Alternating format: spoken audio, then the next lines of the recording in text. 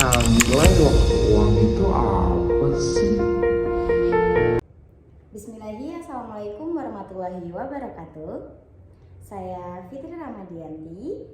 Saya adalah mahasiswi Universitas Pelita Bangsa dengan Fakultas Ekonomi dan Bisnis dengan jurusan Manajemen.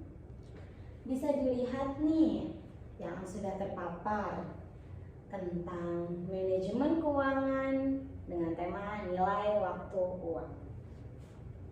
Oke, sebelumnya ada yang tahu nggak sih tentang manajemen keuangan soal nilai waktu uang itu apa sih? Ini adalah beberapa poin yang harus kita bahas hari ini. Tentang pertama yaitu konsep dasar manajemen keuangan dari nilai waktu uang, definisinya, tujuannya, dan contoh perhitungannya. Untuk konsep pertama dahulu nih, yaitu konsep dasarnya. Nilai uang itu apa sih? Nilai uang saat ini akan berbeda dengan nilai uang di masa yang akan mendatang. Atau nilai uang saat ini lebih berharga dibandingkan nilai uang di masa mendatang. Konsep dari nilai uang sendiri atau Time Value of Money atau kita biasa sebut TVM, bahwa nilai uang berubah seiring berjalannya waktu. Uang yang diterima atau dibayarkan hari ini lebih bernilai daripada uang yang diterima atau dibayarkan di masa depan. Karena apa nih? Karena uang yang ada sekarang dapat digunakan untuk menghasilkan bunga atau keuntungan. Misalkan, uang yang kita miliki sekarang dapat diinvestasikan atau disimpan untuk mendapatkan imbalan hasil seperti bunga. Sementara uang yang akan diterima di masa depan tidak dapat digunakan hingga saat itu tiba. Seperti itu. Misalkan saya memiliki 1 miliar deh. Ini uangnya, ini kalian. Lalu kalian akan memilih menerima uang itu sekarang atau 5 tahun ke depan? Yang pasti bakal jawab sekarang. Betul tidak? Betul. Karena teman-teman akan memilih sekarang itu ya sudut pandang menyadari keadaan nilai waktu uang. Tanpa disadari, teman-teman juga tahu nih bahwa uang yang kita dapatkan sekarang itu lebih berharga daripada 5 tahun ke depan. Kalau misalkan teman-teman menerima uangnya 5 tahun ke depan, tidak akan tahu nih gejala apa atau resiko apa di masa depan. Misalkan future risk atau risiko di masa depan, atau juga opportunity cost atau biaya peluang. Misalkan nilai waktu uang adalah prinsip keuangan yang menyatakan bahwa nilai uang berubah seiringnya dengan waktu.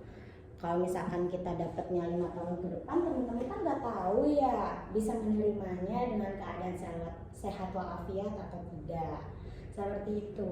Banyak pertimbangan yang harus kita pikirkan untuk menerima uang 1 miliar di tahun-tahun berikutnya. Itu sebagai ilustrasinya. Uang yang dimiliki saat ini memiliki nilai lebih tinggi dibandingkan dengan jumlah yang sama di masa depan karena potensi penghasilannya melalui investasi. Konsep ini berakar pada 2 komponen utama, yaitu present value dan future value.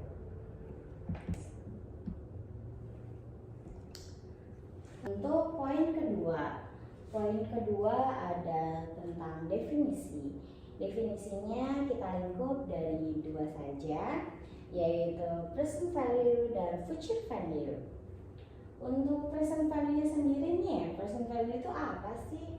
Present value yaitu nilai uang yang diterima atau dibayarkan pada waktu sekarang yang dihitung dari nilai uang yang akan diterima atau dibayarkan di masa depan. Present value itu merupakan nilai saat ini dari sejumlah uang yang akan diterima di masa depan, dihitung dengan mendiskontan arus kas masa depan menggunakan tingkat suku bunga tertentu. Atau FD-nya memberikan gambaran seberapa banyak uang yang harus diinvestasikan sekarang untuk mencapai jumlah tertentu di masa depan.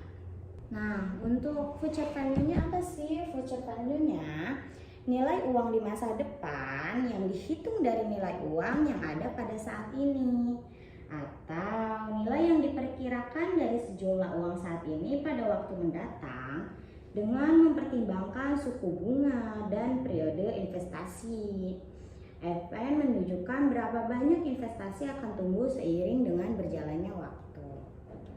Misalnya garis waktu nih, atau timeline. Timeline-nya ini dihitung dari 0 tahun, lanjut lagi ke tahun 1, lanjut lagi ke tahun 2, lanjut lagi ke tahun 3, dan seterusnya sampai tahun ke-7. Gimana caranya nih kita berpikir untuk tahun-tahun seterusnya? Dari present value atau FP-nya. FP-nya ini kita mencari nih atau menghitung berapa nilai uang sekarang dari jumlah uang pada masa depan. Misalkan uang pada tahun ke-7 kita tarik nih ke tahun sekarang. Berapa nilainya? Itu adalah FP atau present value. Sebaliknya nih, future value adalah lawan dari present value. Kita menilai masa depan dari sejumlah uang di masa sekarang. Jadi uang di tahun ke-0 kita tariklah ke tahun ke-7, yaitu dinamakan future value. Seperti itu. Gimana caranya untuk perhitungannya? Di poin keempat kita akan belajar untuk menghitungnya.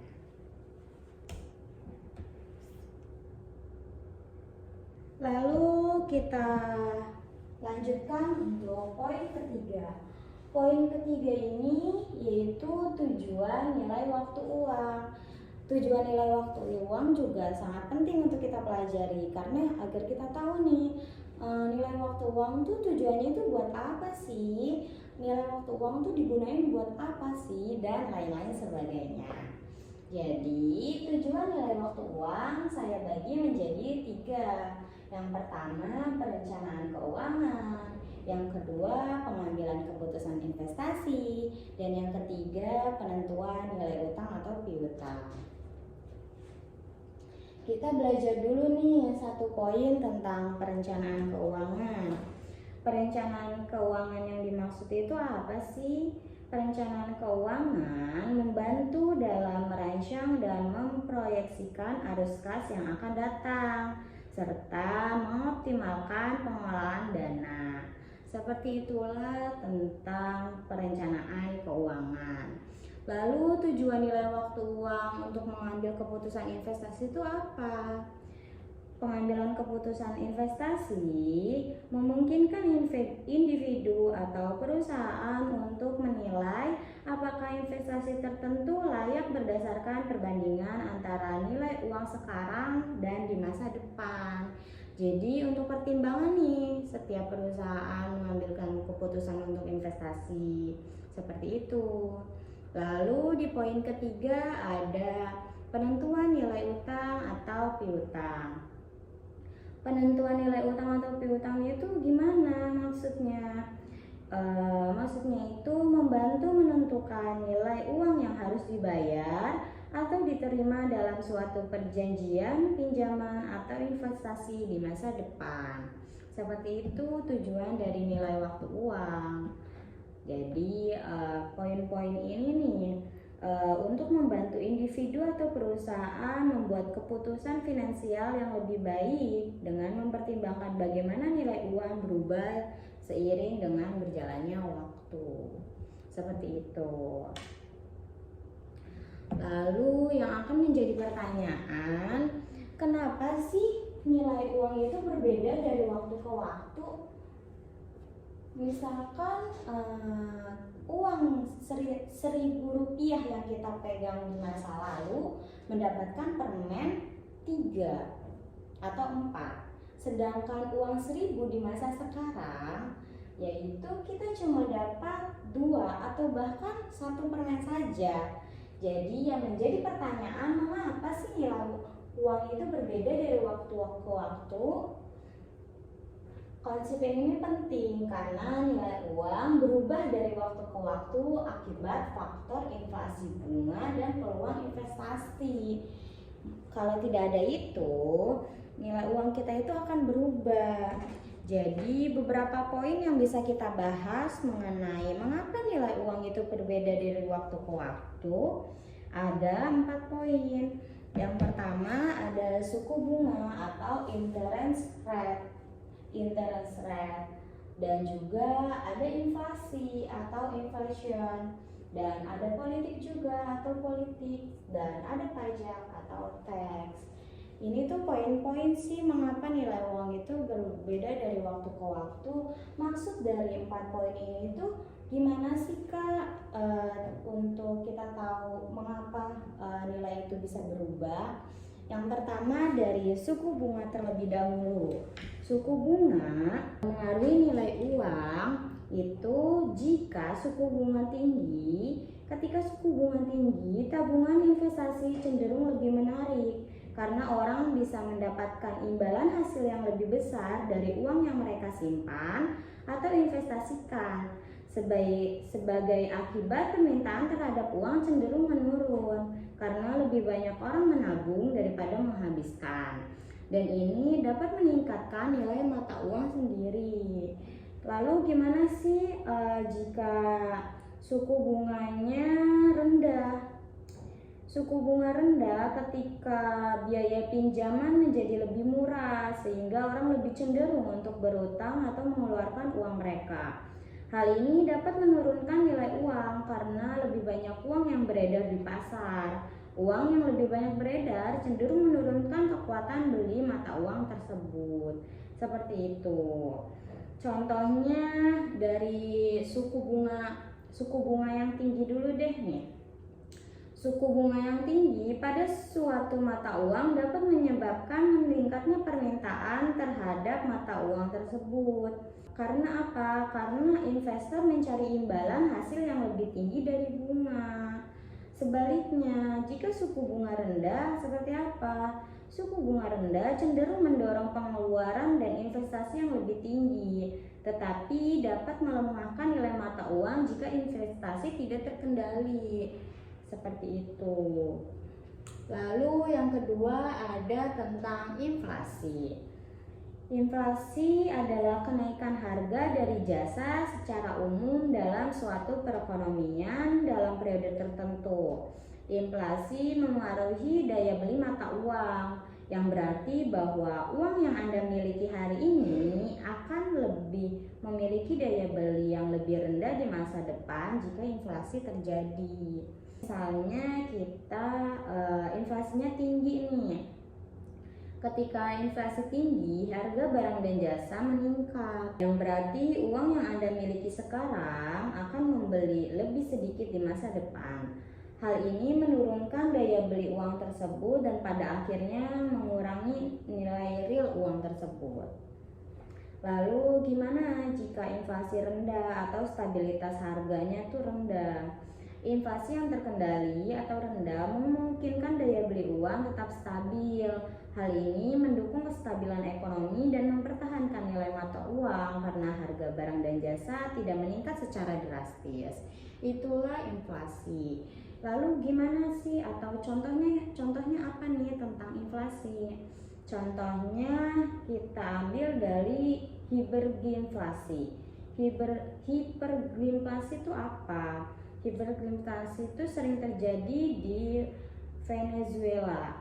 Penyebabnya nilai uang sangat menurun, harga barang dapat meningkat pesat dalam waktu singkat, dan uang yang Anda pegang hari ini bisa kehilangan banyak nilai uangnya dalam waktu yang singkat. Lalu juga negara dengan inflasi stabil, seperti negara dengan kebijakan moneter yang baik memiliki nilai uang yang lebih stabil dari waktu ke waktu. Seperti itulah cara kerja inflasi.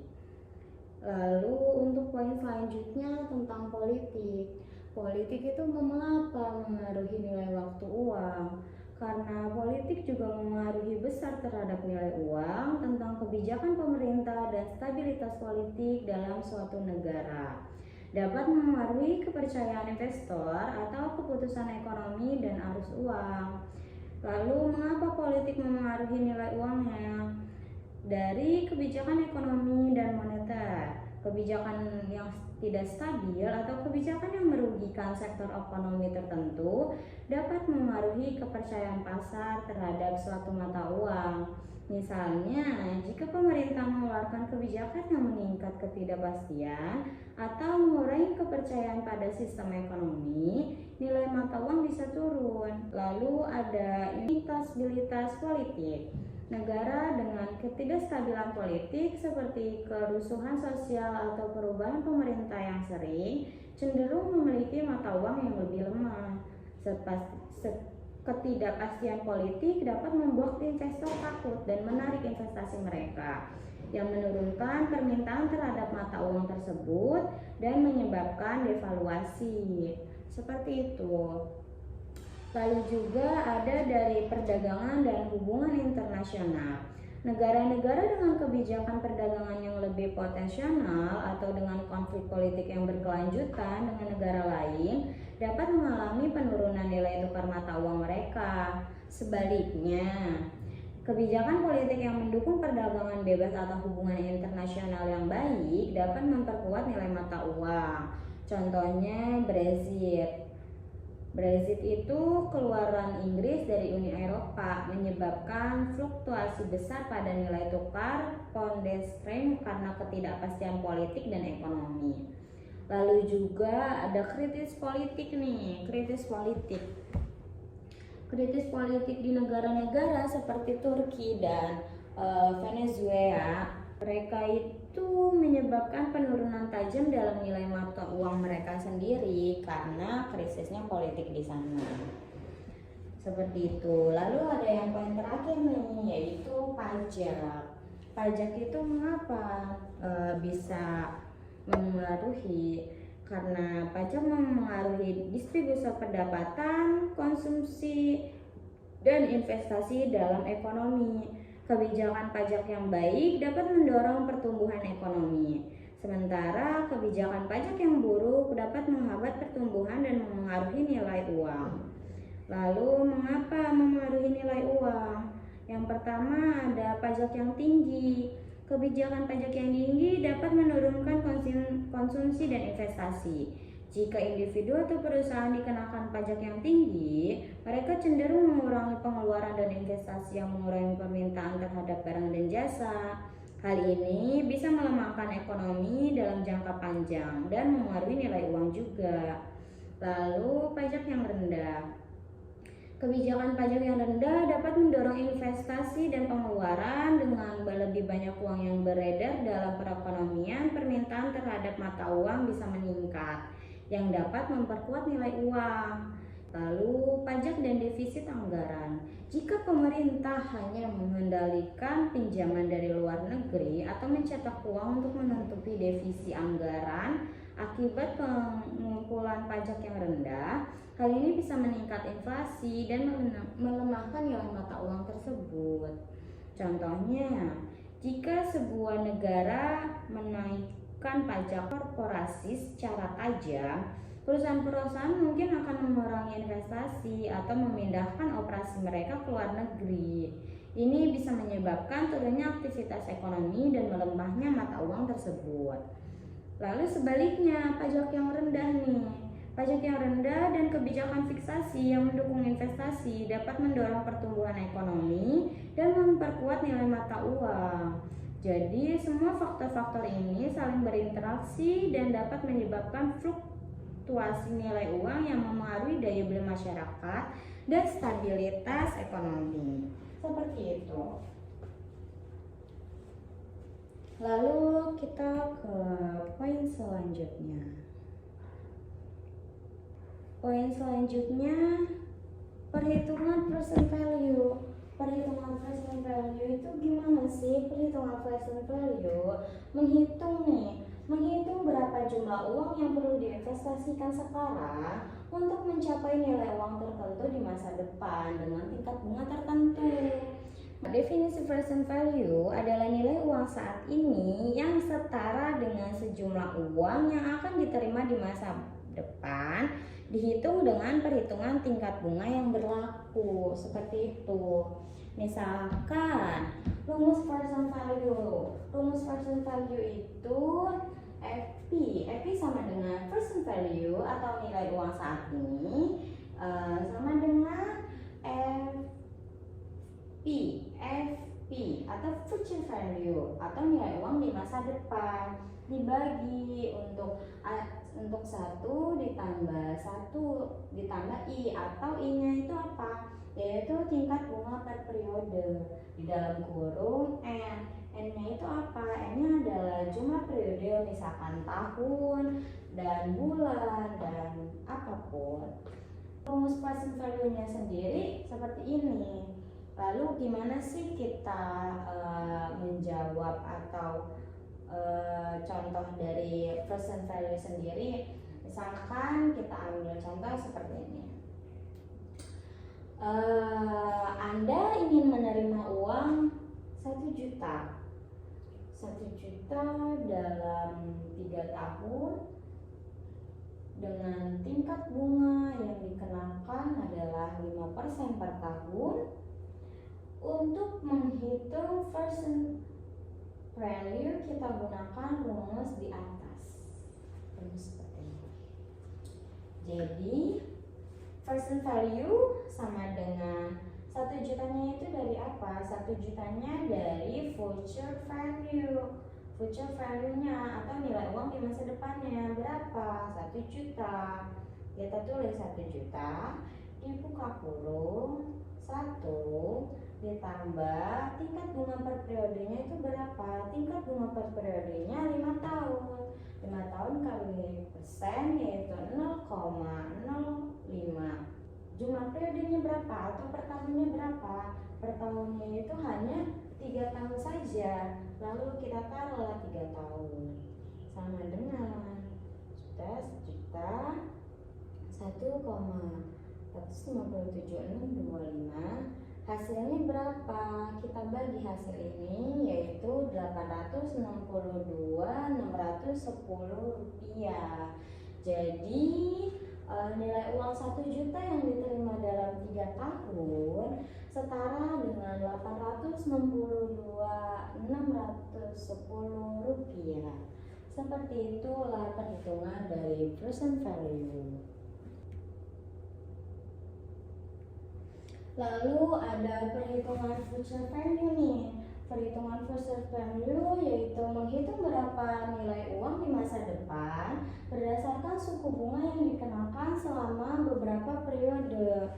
Atau juga future value yaitu nilai uang di masa depan yang setara dengan nilai uang saat ini setelah diperhitungkan bunga atau tingkat pengembalian yang diperoleh seiringnya waktu. Seperti itu.